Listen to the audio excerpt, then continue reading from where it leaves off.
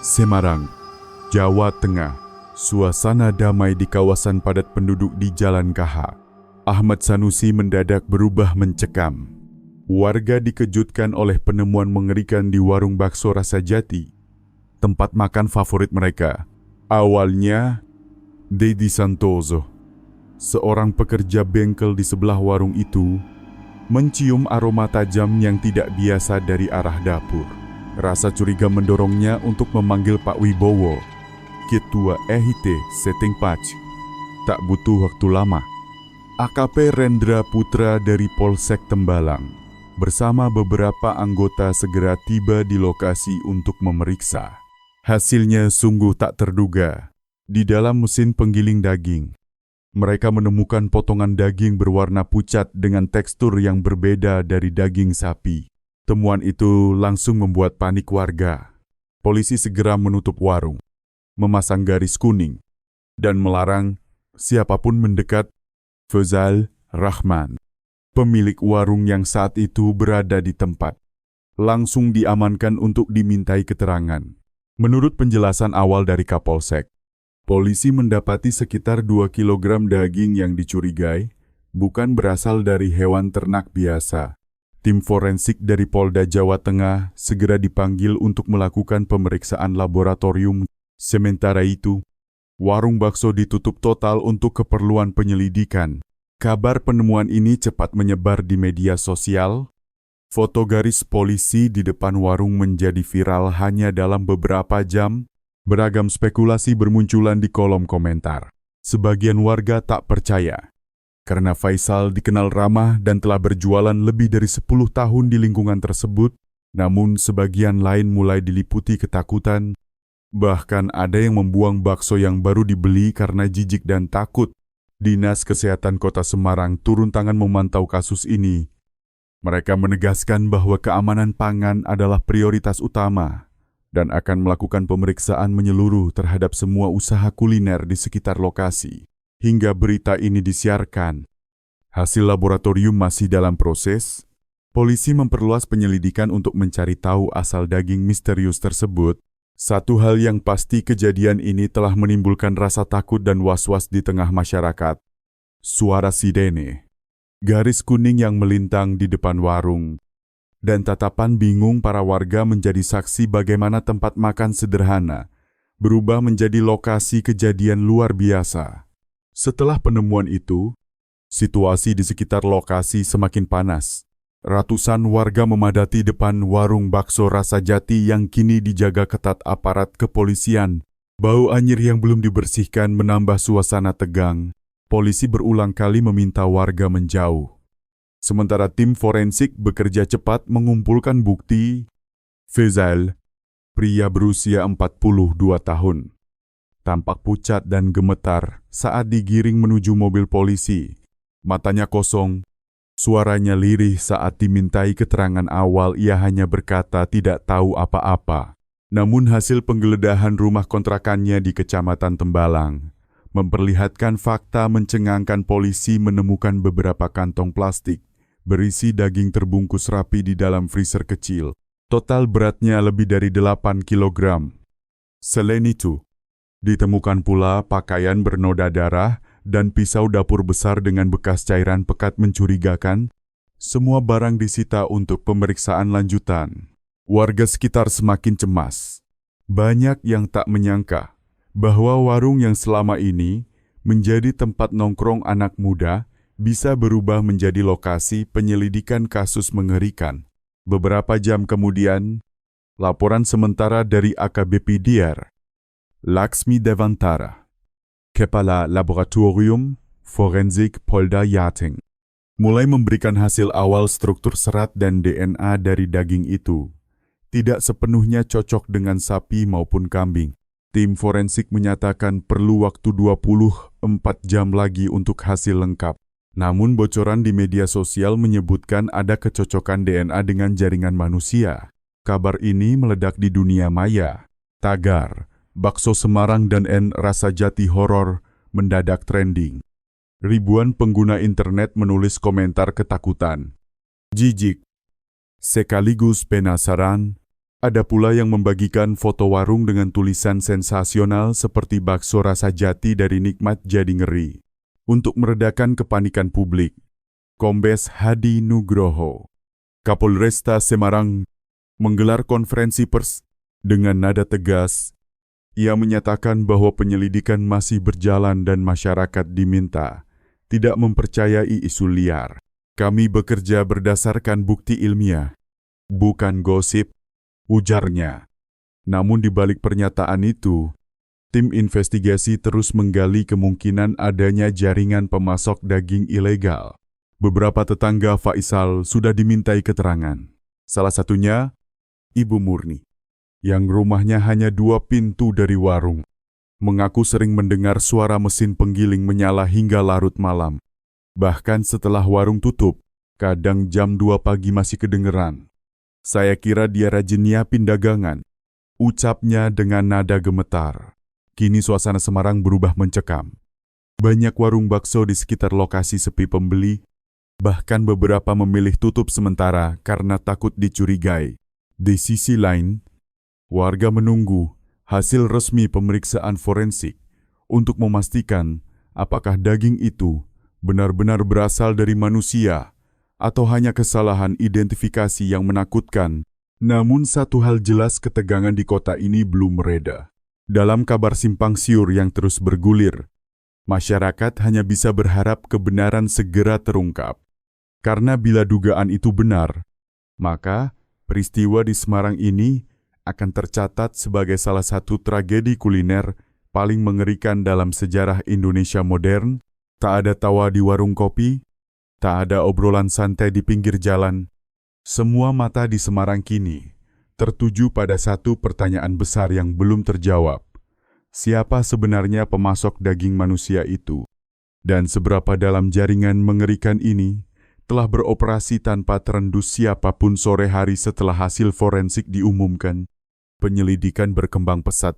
Polisi dari Unit Kriminal Khusus Polresta Semarang bersama Krimsus Polda Jawa Tengah mulai memetakan rantai pasokan bahan baku yang digunakan Faisal Rahman selama berjualan. Dari hasil penelusuran catatan pembelian dan daftar pemasok, muncul satu nama yang berulang kali tercatat dalam transaksi terakhir UD Sejahtera Abadi.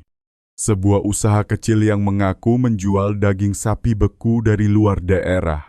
Namun ketika petugas menelusuri alamat usaha itu di kawasan Sungai Banjir Kanal Barat, mereka tak menemukan tanda-tanda aktivitas gudang daging.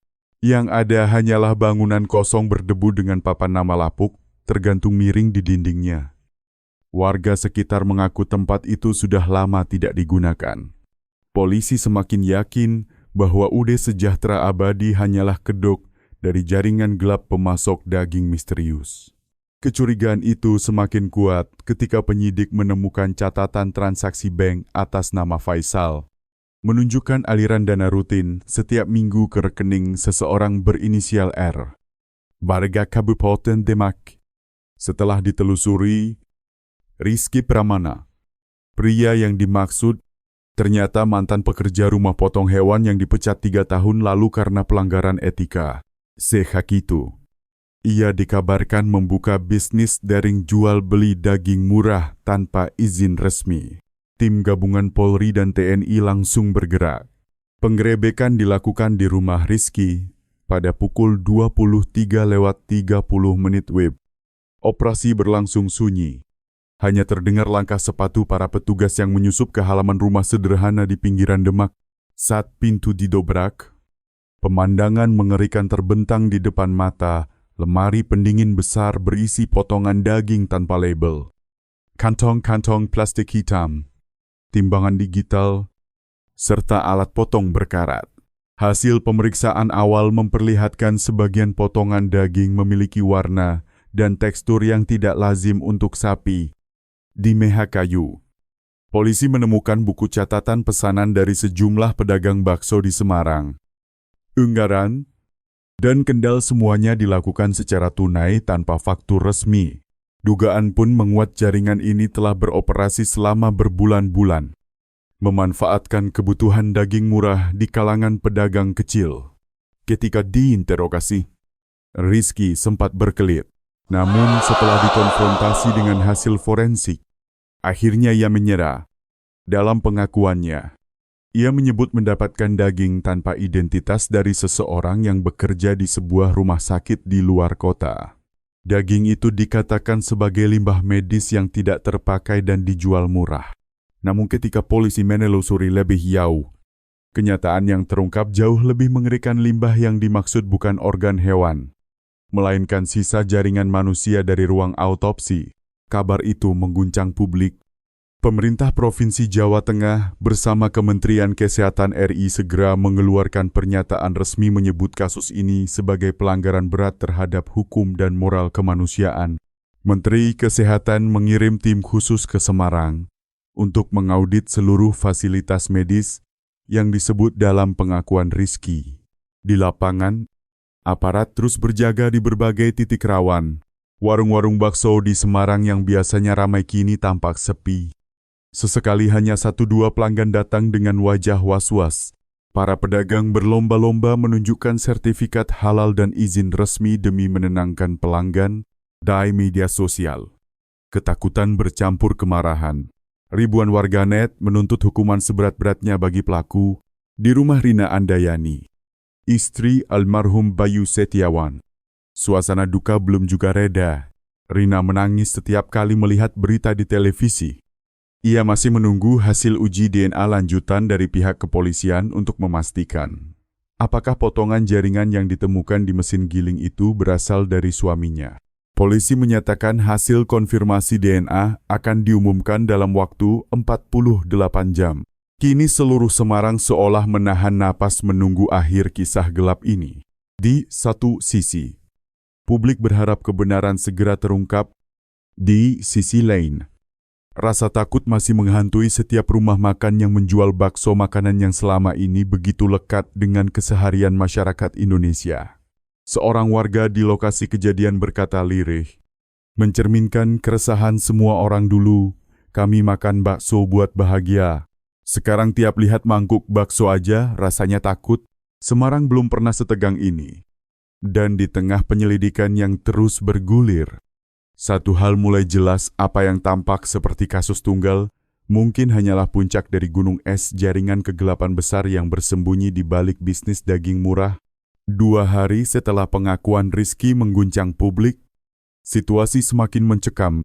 Polisi memperluas penyelidikan lintas kabupaten bekerja sama dengan Bareskrim Polda Jawa Tengah. Dari hasil pelacakan, muncul temuan mengejutkan, jejak pengiriman daging misterius mengarah ke sebuah pabrik pengolahan di kawasan industri Genuk, Semarang Timur.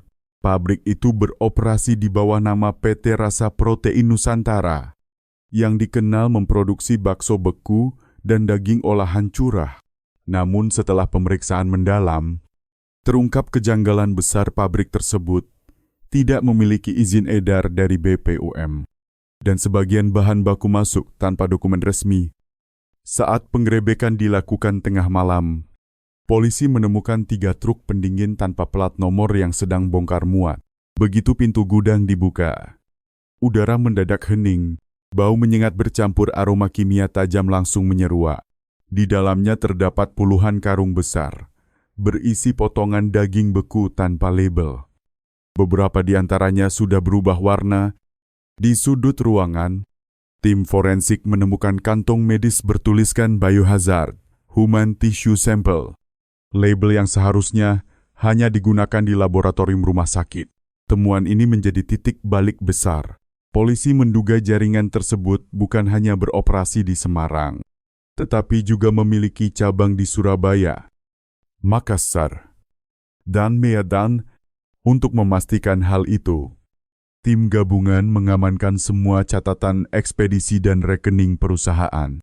Dari hasil pemeriksaan sementara, ditemukan transfer rutin bernilai ratusan juta rupiah setiap minggu ke rekening luar negeri. Sementara itu, di pasar-pasar tradisional, penjualan daging turun drastis. Banyak pembeli kini beralih ke ikan atau sayur. Para pedagang bakso di berbagai daerah menggelar aksi solidaritas, membagikan bakso gratis bertanda halal dan terjamin untuk memulihkan kepercayaan masyarakat. Di tengah kepanikan itu, pemerintah pusat membentuk Satgas Nasional Keamanan Pangan yang dipimpin langsung oleh Kepala BPOM. Dalam konferensi pers, juru bicara Polri menyebut kasus ini sebagai kejahatan kemanusiaan paling menjijikkan dalam sejarah industri pangan Indonesia.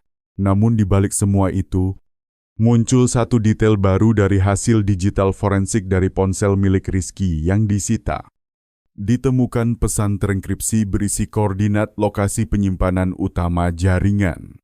Lokasi tersebut berada di pinggiran hutan kecil di Kecamatan Mijen, sekitar 20 km dari pusat kota Semarang.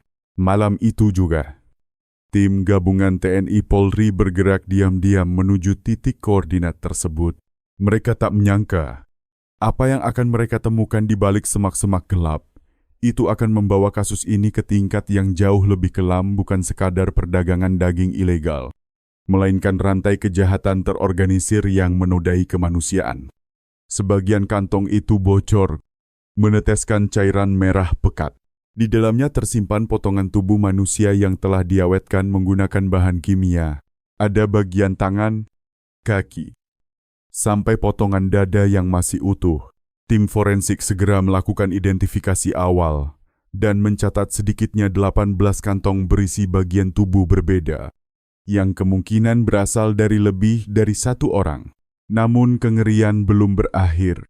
Di sisi belakang bangunan ditemukan sebidang tanah yang baru digali, ditandai tumpukan batu serta sisa abu pembakaran. Setelah penggalian berlangsung selama beberapa jam, mereka mendapati tengkorak manusia dan tulang belulang yang dikubur dangkal. Berdasarkan kondisi tulang, tim memperkirakan para korban sudah terkubur antara 3 hingga 6 minggu. Selain itu, pada salah satu dinding bangunan tampak coretan aneh rangkaian simbol dan angka misterius yang ditulis menggunakan cat merah. Polisi menduga tempat tersebut bukan semata-mata lokasi pembuangan, melainkan juga dipakai untuk ritual tertentu oleh para pelaku sebelum organ tubuh korban dijual ke pasar gelap. Eyen Aryo Paskoro, Kapolda Jawa Tengah, yang memantau langsung di lokasi, menyebut temuan ini sebagai titik balik terbesar dalam perkara daging manusia. Ia menegaskan kasus ini bukan sekadar kriminalitas pangan, tetapi kejahatan berlapis, pembunuhan berencana, perdagangan organ ilegal, dan manipulasi rantai pasok industri makanan. Beberapa jam setelah penemuan itu, tim penyelidik kembali ke Polresta Semarang dengan membawa seluruh kantong plastik serta barang bukti lain. Di antara sitaan, petugas menemukan buku catatan kecil berisi daftar nama disertai kode angka di sampingnya. Pada halaman pertama tertulis satu entry yang mencolok Bayu Setiawan 17. Polisi menduga angka tersebut menandai urutan korban dan Bayu, suami Rina Andayani yang dilaporkan hilang, sangat mungkin termasuk di antara mereka. Kabar penemuan di hutan kecil Kecamatan Mijen cepat menyebar ke publik. Sejak subuh, warga berdatangan ke sekitar lokasi, meski area dijaga ketat aparat. Tangis, kedit, dan doa terdengar dari keluarga yang kehilangan anggota kerabat dalam beberapa bulan terakhir. Seorang ibu tua bahkan pingsan ketika ambulans melintas membawa kantong jenazah. Sementara itu, media nasional menempatkan perkara bakso berdaging manusia ini sebagai tajuk utama. Sejumlah pengamat hukum menilai kasus tersebut sebagai kriminal lintas sektor paling kompleks dalam sejarah Indonesia modern, mengingat ada keterlibatan pihak rumah sakit, industri pengolahan, serta dugaan jaringan ritual gelap. Di sisi lain, tim psikologi kepolisian menelusuri profil para pelaku kunci Faisal Rahman dan Rizky Pramana untuk memastikan apakah keduanya merupakan anggota sebuah sekte atau sekadar pion dalam jaringan yang lebih besar. Dalam interogasi tambahan, Rizky sempat melontarkan kalimat ganjil. "Kami hanya menuruti permintaan agar daging itu tidak terbuang sia-sia." Ucapan tersebut memantik spekulasi liar, apakah jaringan ini digerakkan ideologi tertentu atau semata-mata mengejar keuntungan dengan cara paling keji. Menjelang pagi, ketika matahari mulai naik di balik kabut sungai, garis polisi masih mengepung rapat lokasi. Bau busuk masih menusuk, bercampur aroma tanah basah. Di kejauhan, suara azan subuh terdengar lirih. Seolah menjadi saksi bisu atas kejahatan yang menodai kemanusiaan, Semarang benar-benar terjaga. Kota yang dahulu dikenal karena kulinernya kini beralih menjadi simbol horor nasional. Di tengah ketakutan yang belum surut, polisi menyadari apa yang ditemukan malam itu barulah permukaan dari sesuatu yang jauh lebih gelap, lebih besar, dan lebih terencana. Pagi itu, kota Semarang belum sepenuhnya pulih dari keterkejutan. Di setiap warung kopi, dalam tiap percakapan warga, hanya satu topik yang dibahas, perkara daging manusia. Jalanan tampak lengang, sekolah tetap buka, tetapi para siswa gelisah, sementara aparat keamanan berjaga di titik-titik strategis, dari siaran radio hingga televisi. Semua menayangkan perkembangan terbaru penyelidikan memasuki babak perburuan otak di balik jaringan gelap ini. Hasil forensik lanjutan dari temuan di hutan Mijen menguatkan dugaan bahwa para korban memang manusia. Dari 18 kantong plastik yang diamankan, 12 diantaranya mengandung DNA yang cocok dengan data orang hilang yang dilaporkan ke kepolisian dalam 6 bulan terakhir. Di antara para korban terdapat 2 sopir truk, seorang mahasiswa, dan seorang pekerja rumah sakit. Fakta ini menegaskan jaringan tersebut beroperasi dengan target yang tampak acak, namun sesungguhnya sistematis. Dalam penelusuran ponsel milik Rizky dan Andra Nugraha, penyidik menemukan satu nama yang berulang kali muncul dalam catatan transaksi serta komunikasi terenkripsi DR. Naufal Arditya. Sosok ini diduga sebagai penyedia bahan utama sekaligus pengatur jalur distribusi medis. Identitasnya segera dilacak, dan hasilnya mengejutkan. DR. Naufal adalah dokter patologi forensik senior di sebuah rumah sakit swasta besar di Surabaya. Berusia 48 tahun. Dikenal cerdas dan kerap diundang sebagai narasumber seminar nasional anatomi manusia. Namun di balik reputasinya, ia menyimpan sisi gelap. Catatan transaksi memperlihatkan DR. Naufal menerima transfer rutin sebesar 75 juta rupiah per bulan dari rekening terkait Rizky dan PT Rasa Protein Nusantara. Tim gabungan Mabes Polri segera bergerak ke Surabaya. Penggerebekan dilakukan diam-diam di rumah pribadi sang dokter di kawasan elit Citraland. Di ruang bawah tanah, polisi menemukan lemari pendingin besar, perlengkapan medis lengkap, serta belasan toples kaca berisi organ manusia yang diawetkan dalam formalin. Beberapa organ masih berlabel nama pasien dan tanggal operasi. Yang paling mencengangkan, sebuah laptop dan ponsel pribadi berisi percakapan terenkripsi antara DR. Naufal dan seseorang yang disimpan dengan nama K. Pesan terakhir bertanggal 2 hari sebelum penangkapan Faisal di Semarang, berbunyi kirim batch terakhir minggu ini. Pakai jalur lo, jangan lewat darat, barang dari ruang patologi sudah siap, bayaran tetap sama. Polisi kian yakin jaringan ini bukan kejahatan lokal, melainkan bagian dari perdagangan jaringan manusia internasional yang disamarkan sebagai bisnis daging murah.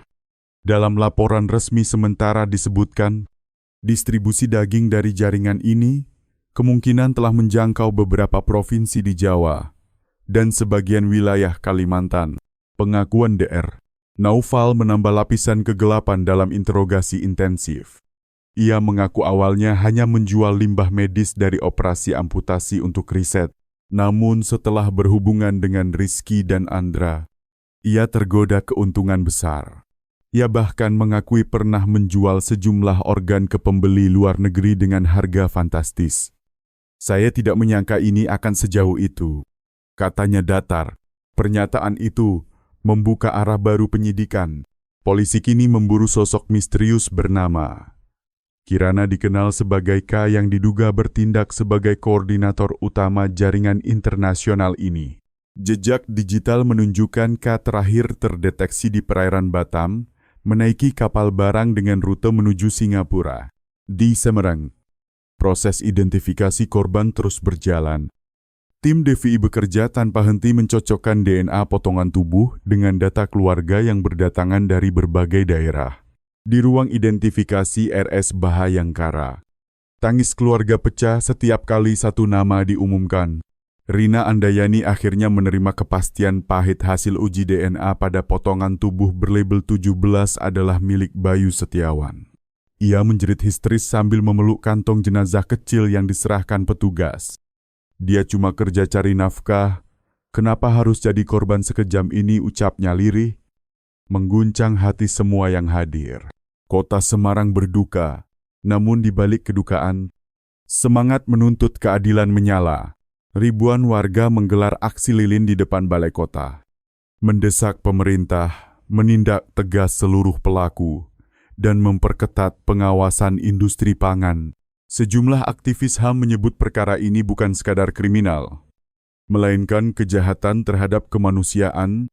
Sementara itu, di markas penyidik, fokus utama hanya satu, siapa sebenarnya K.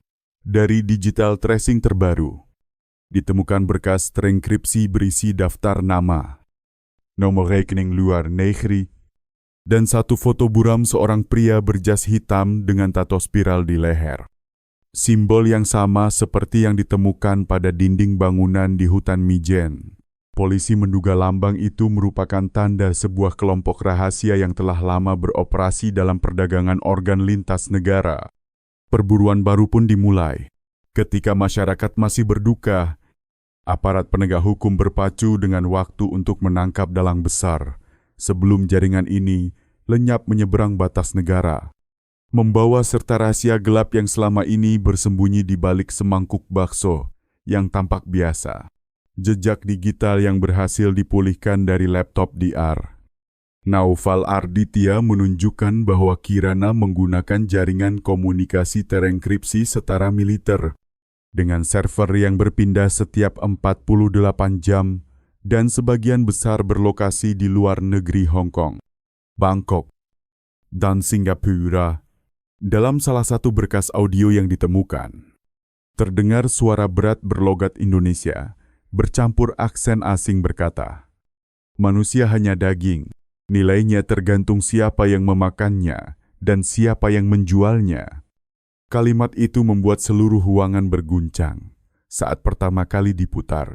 Sementara itu, penyelidikan di dalam negeri justru menyingkap sesuatu yang lebih mengagetkan. Hasil audit internal di BPOM dan Kementerian Kesehatan mengindikasikan adanya oknum pejabat yang menutup mata terhadap peredaran daging tanpa izin.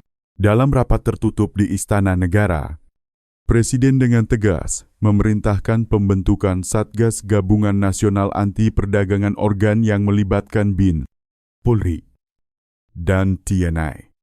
Salah satu bukti krusial datang dari rekaman CCTV di sebuah pelabuhan kecil di Batam. Terlihat dua kontainer berpendingin berlogo PT Rasa Protein Nusantara dikirim menggunakan kapal kargo MV Arjuna dengan tujuan Singapura. Berdasarkan manifest, muatan itu tercatat sebagai bahan pangan beku ekspor. Namun ketika kapal dicegat di perairan internasional oleh otoritas Singapura, isi kontainer membuat semua yang hadir terpaku campuran daging manusia dan sapi yang sudah digiling. Siap edar. Penelusuran dokumen pengiriman memperlihatkan tanda tangan pejabat imigrasi dan petugas karantina pelabuhan. Salah satunya milik pejabat tinggi berinisial S yang diketahui kabur sehari sebelum operasi berlangsung. Penyidik menduga S adalah orang dalam yang selama ini melindungi jaringan Kirana dari balik sistem. Koordinasi dengan Interpol mengungkap Kirana memiliki identitas ganda dan berulang kali berpindah negara menggunakan paspor diplomatik palsu. Di Bangkok, ia dikenal sebagai pengusaha restoran eksklusif yang mengelola rantai daging premium. Di Singapura, ia muncul sebagai investor perusahaan bioteknologi, sementara di Indonesia, ia beroperasi dari balik bayang-bayang sebagai dalang perdagangan gelap jaringan manusia. Dugaan kuat menyebut Kirana adalah mantan dokter bedah militer yang dipecat bertahun-tahun lalu karena pelanggaran etik berat memanfaatkan tubuh manusia untuk eksperimen pribadi.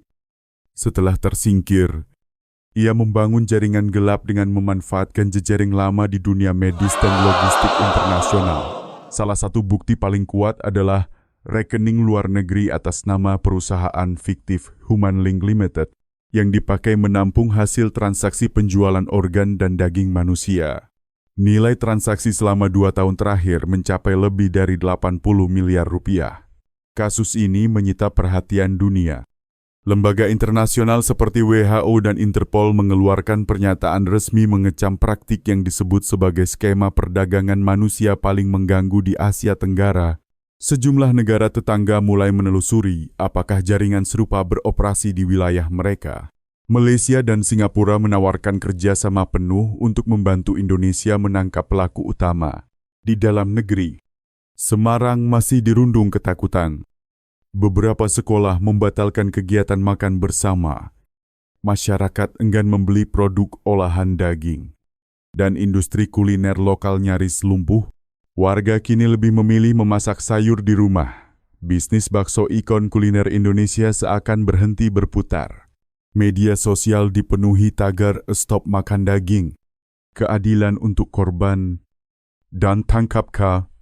Ribuan video beredar menampilkan pedagang bakso menghancurkan mesin penggiling mereka sendiri sebagai simbol pembersihan moral.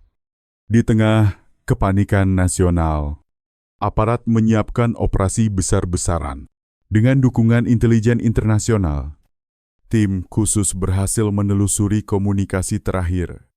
Ia diketahui memesan batch terakhir dari Surabaya ke Batam melalui jalur laut. Polisi memanfaatkan celah itu untuk menyiapkan jebakan terencana sebuah kapal kargo palsu lengkap dengan dokumen pengiriman tiruan dan awak penyamaran yang sengaja mengirim sinyal palsu lewat jaringan radio yang biasa digunakan Kirana. Beberapa hari kemudian, hasilnya tampak sebuah kapal kecil tanpa bendera merapat diam-diam di titik yang sama.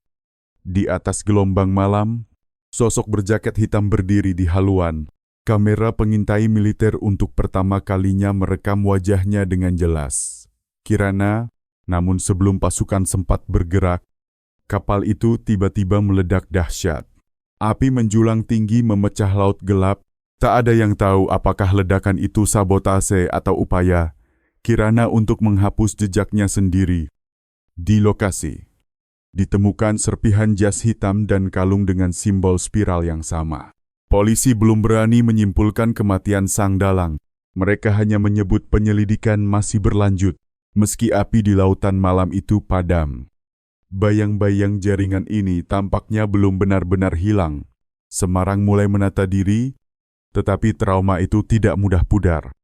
Dari semangkuk bakso yang dahulu sederhana, Indonesia belajar satu hal di balik rasa nikmat yang biasa.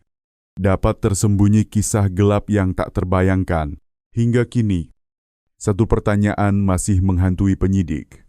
Jika Kirana benar-benar tewas di laut, siapa yang mengirim pesan terakhir dari akun terenkripsinya 1 jam setelah ledakan operasi berhasil? Batch berikutnya menunggu. Pagi setelah ledakan di laut, dunia seolah menahan napas. Media internasional menampilkan foto kobaran api di perairan Batam dengan judul besar akhir dari teror daging manusia. Namun bagi tim gabungan di Indonesia, semuanya justru baru dimulai. Ledakan itu tidak hanya menghancurkan kapal, tetapi juga menghapus satu-satunya bukti langsung keberadaan Kirana. Di lokasi kejadian, tim penyelam TNI AL menemukan potongan jas hitam yang terbakar, serpihan logam, dan sisa kalung bersimbol spiral. Tetapi tidak ada jenazah. Pemeriksaan mendalam menunjukkan serpihan tersebut mengandung residu bahan peledak militer jenis C4. Bukan sekadar sisa bahan bakar kapal. Artinya, ledakan itu direncanakan, bukan kecelakaan. Kapolda Jawa Tengah yang memimpin langsung tim investigasi berkomentar dingin. Orang seperti dia tidak mati semudah itu. Ledakan ini adalah pesan, bukan penutup. Beberapa jam setelah kabar ledakan menyebar, dunia maya kembali berguncang. Sebuah akun misterius muncul di dark web menggunakan nama The Spiral Network Akun itu mengunggah video berdurasi 2 menit 43 detik. Sosok di ruangan gelap tampak duduk tegak. Wajah tertutup masker hitam dengan simbol spiral di dada. Suara berat dan serak berkata, "Operasi berhasil. Kami tidak menjual daging, kami menjual rahasia manusia. Dunia tidak akan pernah siap mengetahui betapa murah harga tubuhnya sendiri." Video berakhir dengan tawa pelan dan pesan teks di layar badge. Berikutnya 0018 Semarang. Sekejap. Kepanikan publik memuncak. Polisi segera menghubungi unit siber untuk melacak asal video. Tetapi server pengunggah berpindah lokasi setiap 30 detik. Membuat pelacakan hampir mustahil. Dugaan kuat pun muncul jaringan Kirana masih beroperasi meski ia diduga tewas. Beberapa hari kemudian, situasi kian rumit. Data rahasia penyidikan bocor ke publik.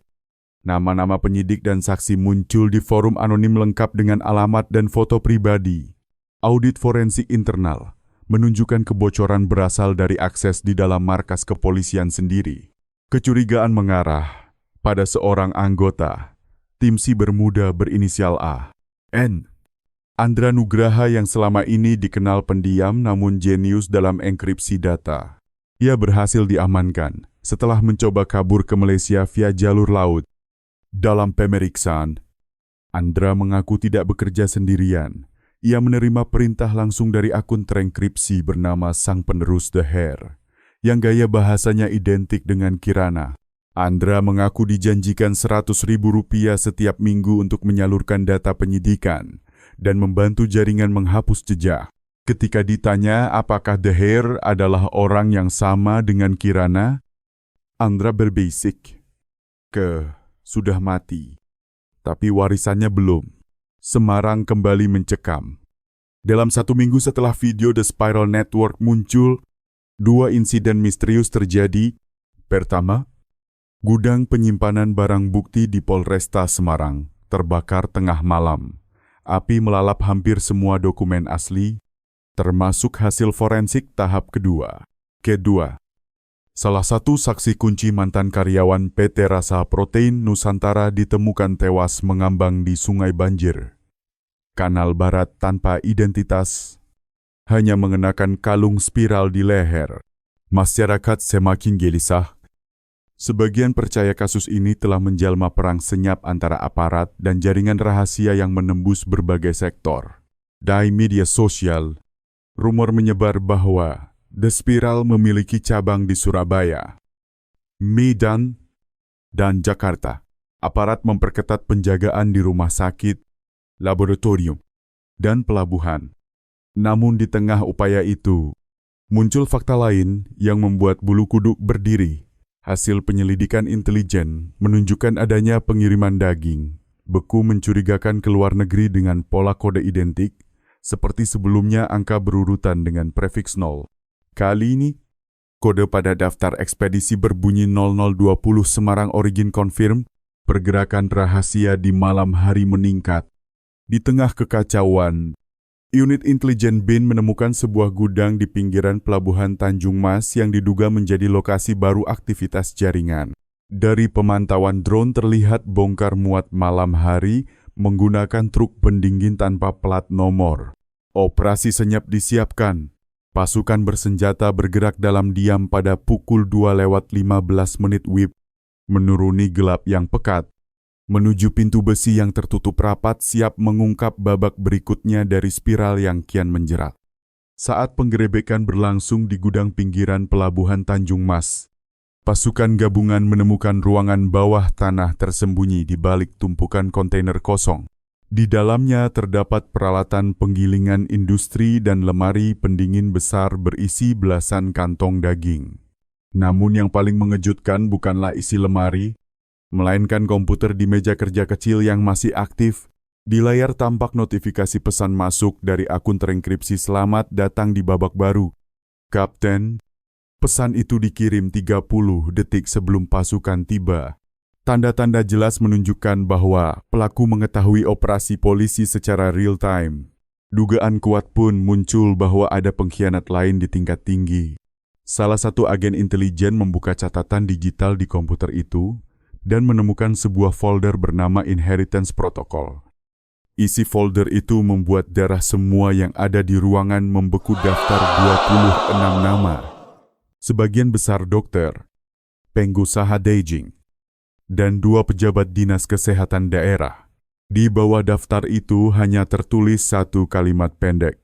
Mereka adalah generasi kedua. Indonesia hanyalah tahap awal. Sejak malam itu, semua pihak sadar jaringan ini belum mati. Mereka tidak lagi sekadar menjual daging manusia, tapi telah membangun sistem yang mengakar di bisnis, rumah sakit, dan birokrasi. Hingga kini, keberadaan DR penerus misterius dari Kirana masih menjadi teka-teki. Polisi yakin ia lebih muda, lebih cerdas, dan jauh lebih berbahaya. Karena telah belajar dari kesalahan generasi sebelumnya, Semarang mulai hidup kembali, tapi dalam diam yang tegang, warung bakso perlahan buka. Namun pelanggan masih ragu. Setiap kali mesin giling menyala, beberapa orang spontan menoleh dengan tatapan takut. Di suatu tempat entah di mana, seorang pria duduk di depan layar komputer gelap, mengetik pesan batch 221 Jakarta. Siapkan. Ia menekan tombol kirim, dan simbol spiral merah muncul di layar. 6 bulan telah berlalu sejak ledakan di Laut Batam dan kemunculan pesan bertuliskan batch Nogo 211 Jakarta. Namun bayang-bayang kasus bakso daging manusia Semarang masih melekat kuat di ingatan bangsa. Di televisi, media sosial, bahkan di ruang makan keluarga, nama itu disebut dengan nada antara jijik, takut, dan tidak percaya. Pemerintah akhirnya menetapkan kasus tersebut sebagai kejahatan lintas negara terbesar dalam 2 dekade terakhir. Melibatkan jaringan global yang dikenal sebagai The Spiral Network. Lebih dari 50 orang ditangkap mulai dari dokter, pejabat, pedagang, hingga operator logistik, tapi sosok DE, penerus misterius dari Kirana, belum pernah tertangkap. Meski aparat telah menghancurkan gudang, menyita dokumen, dan menutup semua pabrik ilegal, serangkaian anomali terus muncul di Medan, Surabaya, dan Makassar. Polisi menemukan kontainer kosong dengan simbol spiral merah di dindingnya tanpa isi. Tanpa jejak, hanya selembar kertas kecil bertuliskan, "Kami tidak menjual daging, kami menjual rahasia manusia." Batch berikutnya sedang menunggu yang lapar. Indonesia tak lagi sama. Warung-warung bakso kini diwajibkan memiliki sertifikat halal digital. Dan setiap mesin giling harus memiliki nomor seri serta sensor DNA untuk mencegah kasus serupa. Pemerintah membentuk lembaga baru bernama Badan Keamanan Pangan dan Forensik Nasional BKPFN gabungan dari BPOM, Polri, dan para ahli biologi molekuler. Namun di hati masyarakat, luka itu belum sembuh. Di Yalangkah, Ahmad Sanusi, tempat warung bakso Rasa Jati dulu berdiri, kini hanya tersisa puing dan rumput liar.